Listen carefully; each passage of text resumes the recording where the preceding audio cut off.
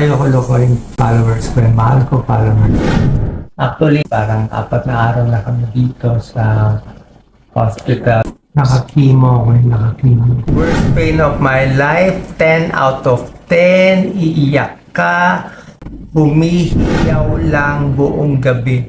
Sasakit siya, para siyang may kutsilyo na may sumasaksak sa likod mo. Balik, so bukol na to, malaking malaki daw. Isa sa pinakamalaki na nakita nila. Saan siya nagtatago? Ba't di ko nakapat? Nalaman na yung kalaban, ang pangalan, sarcoma. Very rare. Naipit pa yung puso ko. Puso ko nakapisa.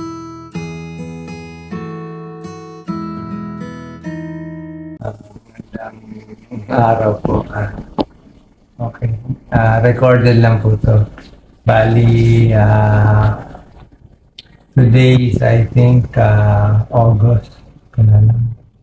Thursday ngayon, Thursday, August 29. August 29, Thursday. Actually, August 29, Thursday, parang 4 na araw na kami dito sa hospital. Pagkatapos ng mga 5 araw sa isang hospital sa Maynila, swerte nakalipat kami. At actually sa all these 10 days, pinakamalakas ko na today. Pinakamalakas ko na today. Kaya, dahil malakas ako today, sabi ko, kailangan may record lang. Hindi ko alam kailan ko po-post sa followers ko. Ayaw ko naman kasi magsinungaling. Anyway, short lang. Pagkatapos ng eleksyon, May 2022, okay naman ako. Wala naman ako gano'n naramdaman. Siyempre, medyo malungkot ka. Pero tuloy-tuloy lang tayo sa tulong, sa vlog, sa mga gawain natin. So, May 2024, okay lang, tuloy lang. Walang reklamo, walang sinasabi, wala akong sinasagot.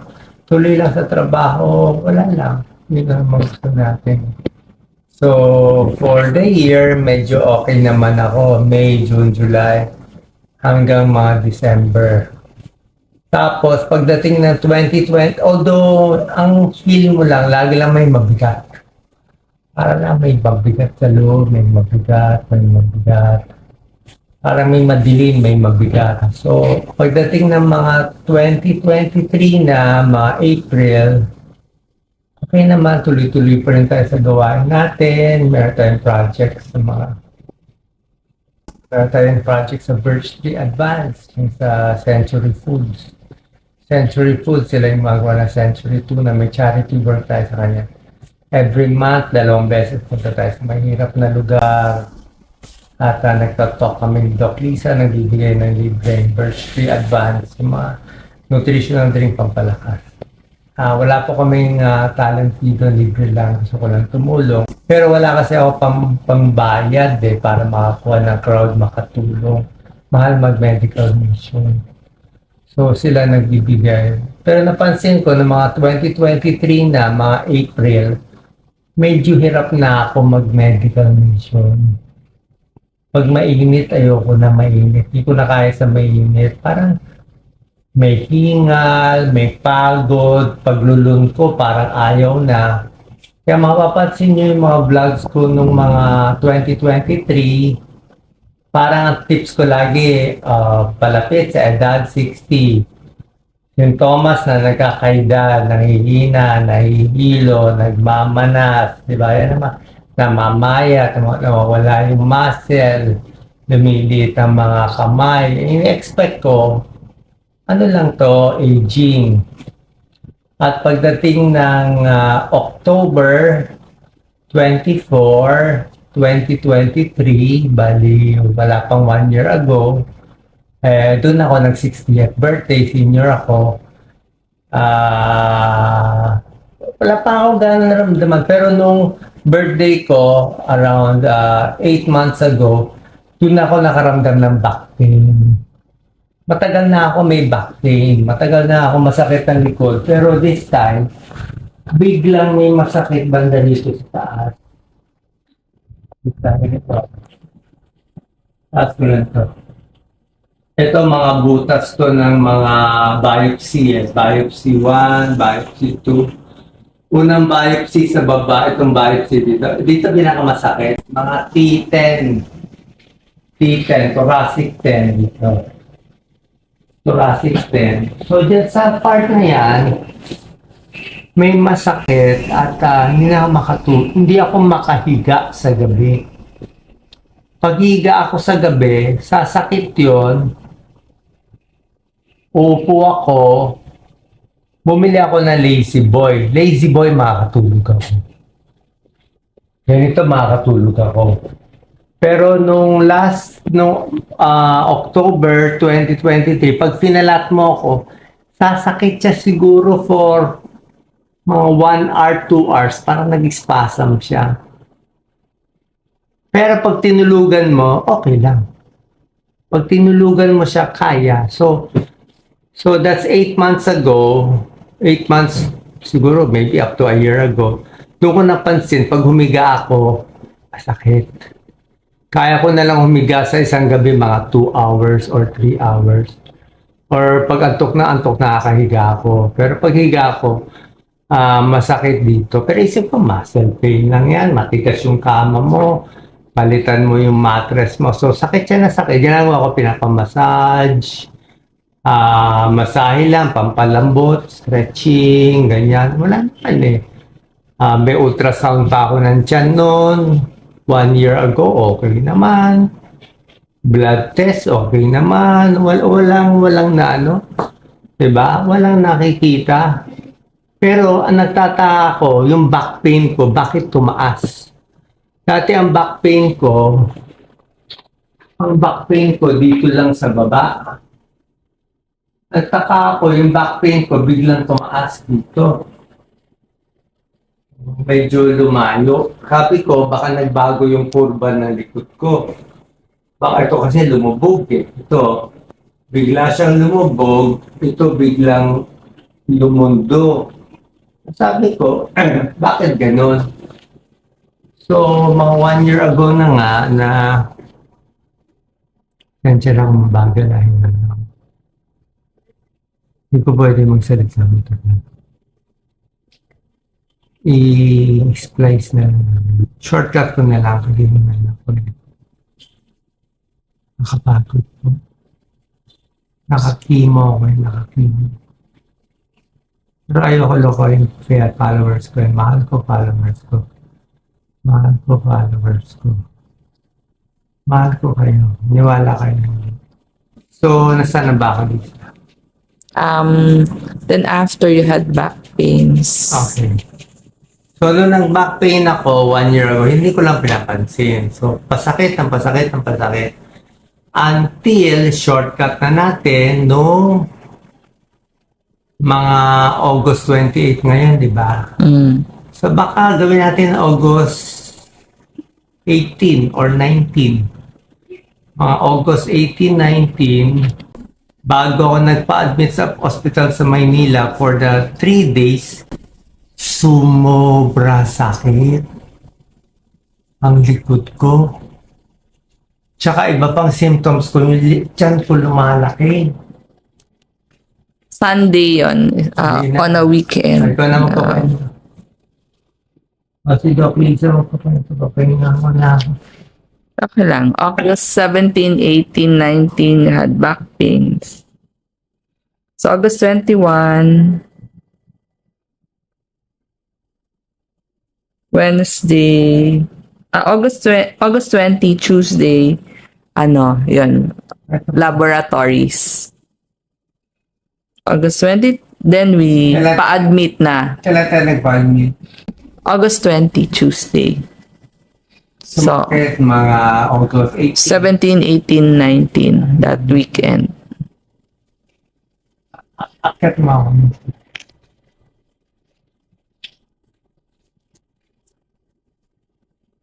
Handa lang ang hilo ko.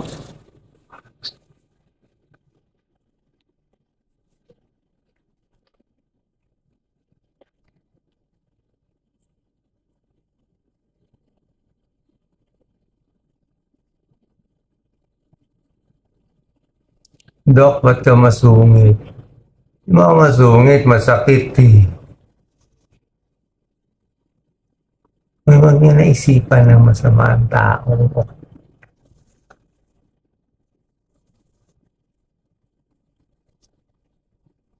So, sumakit siya bigla. Sobra-sobra sakit. Worst pain of my life, 10 out of 10. Iiyak ka. Lahat na ng buong gabi walang tulog. Mula pag upo sa lazy boy sa gabi hanggang sumikat ang araw, walang tulog. Nakaupo. Dasal ng dasal. Humihiyaw lang buong gabi. Sasakit siya para siyang may kutsilyo na may sumasaksak sa likod mo. Saksak, saksak, saksak. Ito. Saksak, saksak, saksak. Ito. Di mo alam anong position. 3 days. Kala ko spasm, body spasm. Kasi wala makita sa labas. So, 3 days, sobrang pain. Sabi ni Doc Lisa, no choice. Dali sa hospital. Dating doon, shortcut ko na lang. May mga test.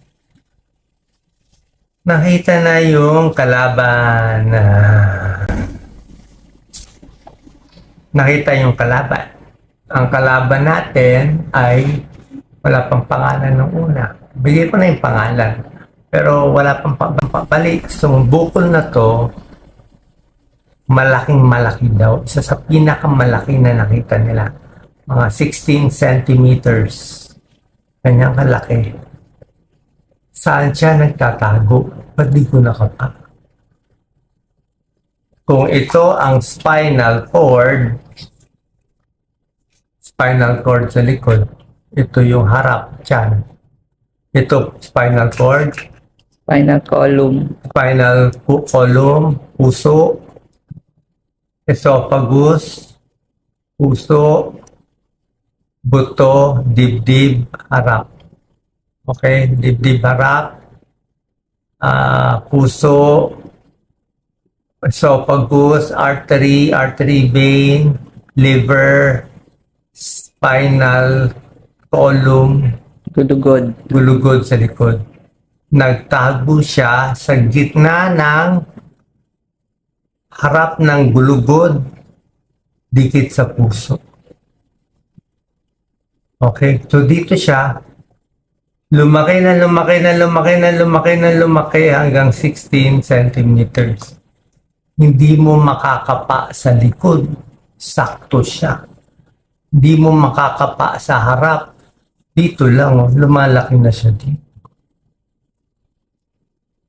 Lahat naman ng lalaking iba manginginom, syempre lumalaki yung tiyon. Hindi mo makakapa, ito kabay mo. Can't feel it. Kasi may fat eh. So, paglaki niya dyan, inipit niya esophagus, inipit na niya ngayon yung artery, inipit na niya yung inferior vena cava, magang-maga na yung pako. Ito, less na to Nagbawas na to. Bawas na to. Pero ito, maga to lahat. Maga. Natanggalan na ako ng mga 4 na litro. Pero paga pa ako na. So, ganun na niya. So anyway, nagtago siya doon, inipit na lahat. Yung mga dugo ko dito sa paa, hindi na maakyat sa puso. So, pasalamat ako. Barado na ito eh. Ayun eh. Barado na siya. Hindi niya nakita. Dahil dyan, ang akyat ng dugo ko sa azygos veins. Alam ko ng doktor. Rally niyo azygos veins. Barado inferior, pati superior vena cava ko. Ito ba galit? Hindi masyado today. Lahat na siya. Nag-jaundice ako nanilaw ako. Magaling na, medyo gumaling kasi today kaya hindi niya na makita. Nakita niyo na lang huling symptoms. Pakita mo itong maugat ko dito, Lisa. Kita ba nila? Oh, ko to. Ano? Galit na galit. Oh. Hanggang likod pa. Ito mo. Yung mga ano, hindi siya pasa ugat-ugat. Salina. Ito yun. Yes. So, dyan na lang dumadaan. Anyway, shortcut. Ang laki-laki na niya. Tsaka ko na lang kwento nangyari. Pero, hindi na kaya sa Pilipinas. Malilate ako sa Pilipinas. Yung biopsy results ko sa Pilipinas, I have to wait 1 week or more. Kasi maraming holiday. 4 na holiday. Hindi na ako abot. Feeling ko talaga noon, mabuhay lang ako hanggang next 24 hours masaya na ako.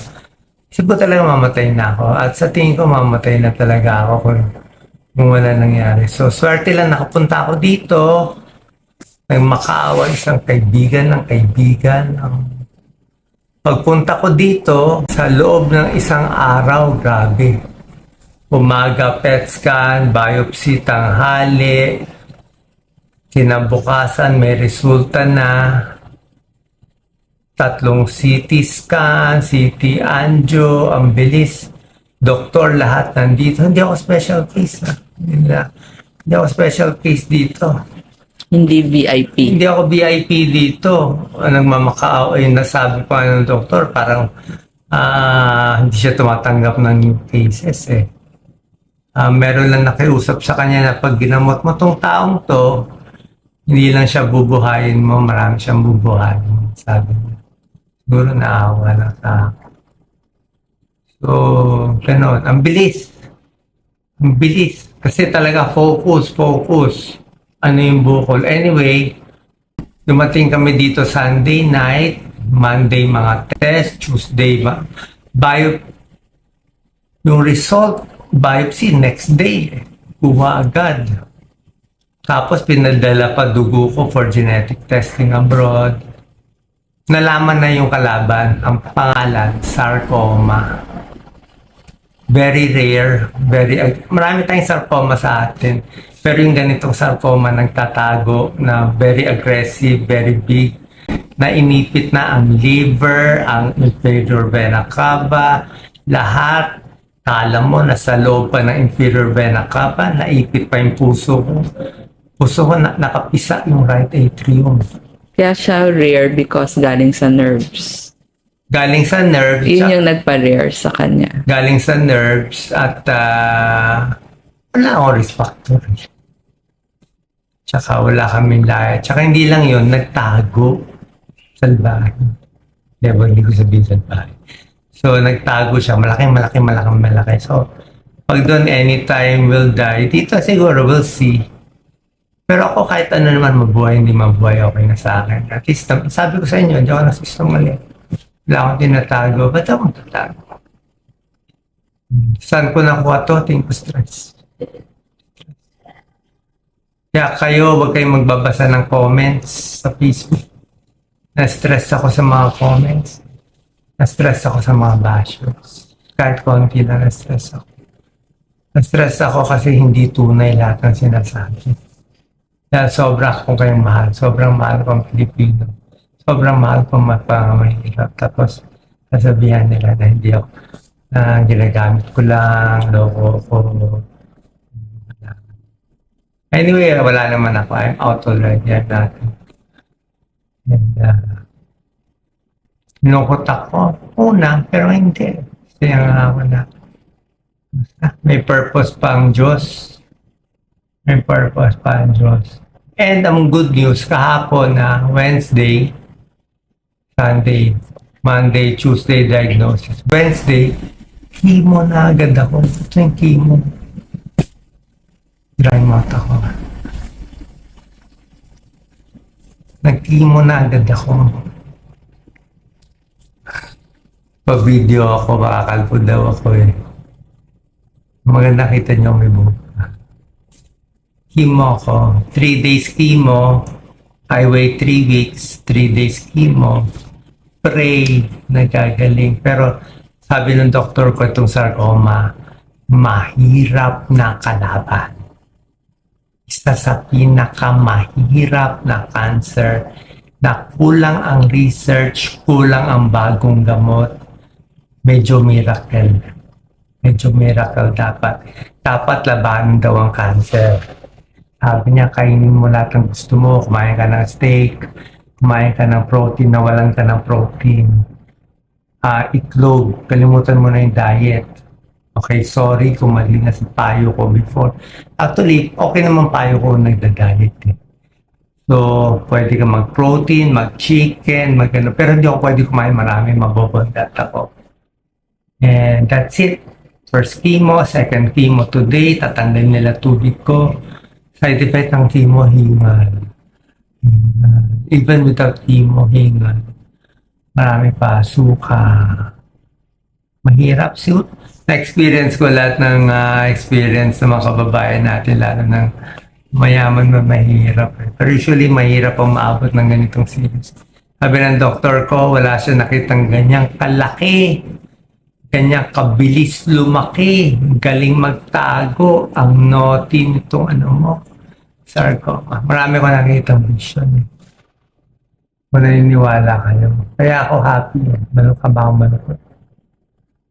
Alam ko may Diyos. Alam ko may purpose buhay ko. Gagaling ba ako? Hindi. I don't know. I don't care if I get well or not. Basta, ito panaginipan ko na kagabi. Ito nangyari kahapon, ito nangyayari ngayon. Para tayo nasa simulation. Yung kahapon di na mababago. Yung ngayon mababago pa eh. Importante, choices ninyo. Free will.